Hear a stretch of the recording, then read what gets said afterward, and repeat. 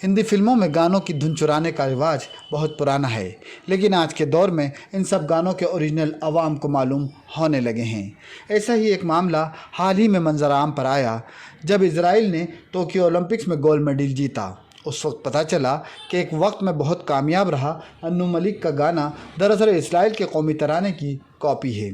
उसके साथ ही मानो अन्नू मलिक की शामत आ गई। लोगों ने उन्हें सोशल मीडिया पर खूब ट्रोल करना शुरू कर दिया।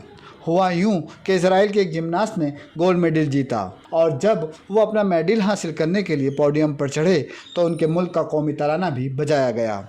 बस हमारे मुल्क की आवाम को लगा कि ये तो कुछ सुना सुना लग रहा है और लोगों ने खोज कर ली कि ये तो मशहूर फिल्म दिल जले में शामिल गाना मेरा मुल्क मेरा देश मेरा ये वतन की ट्यून है। बस फिर क्या था, लोगों ने 25 साल पहले अन्नू मलिक के कंपोज किए इस गाने पर उनकी खिंचाई शुरू कर दी। ये गाना कुमार सानू और उदित नारायण ने मिलकर गाया था।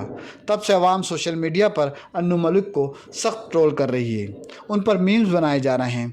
मुख्तसर ये कि आवाम ने सोशल मीडिया पर आग लगा दी है। अब इस पूरे मामले पर अन्नू मलिक का जवाब भी आ गया है।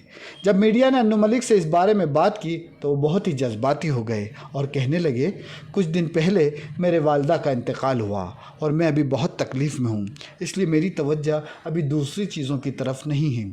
दुनिया में बच्चे के लिए माँ से महरूम होने से बड़ा कोई और दर्द नहीं हो सकता।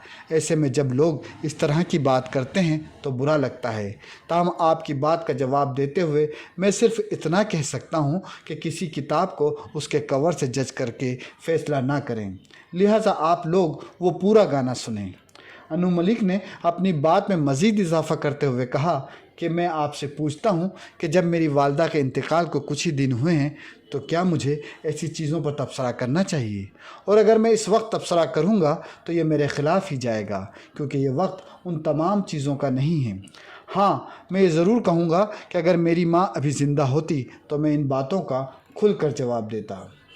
अन्नू मलिक के ज़ाती गम से हम पूरी हमदर्दी करते हैं, लेकिन उनका ये जवाब हज़म होने वाला बिल्कुल नहीं लग रहा है। उनकी इन बातों में मतलब तलाश करना उतना ही मुश्किल है जितना कि गाना मेरा मुल्क मेरा देश मेरा ये वतन की असलियत तलाश करना। लेकिन हम एक ज़िम्मेदार मीडिया के तौर पर दोनों तरफ की बात आपके सामने लाना अपना फ़र्ज़ समझते हैं, इसलिए हमने उनकी बात भी रख दी।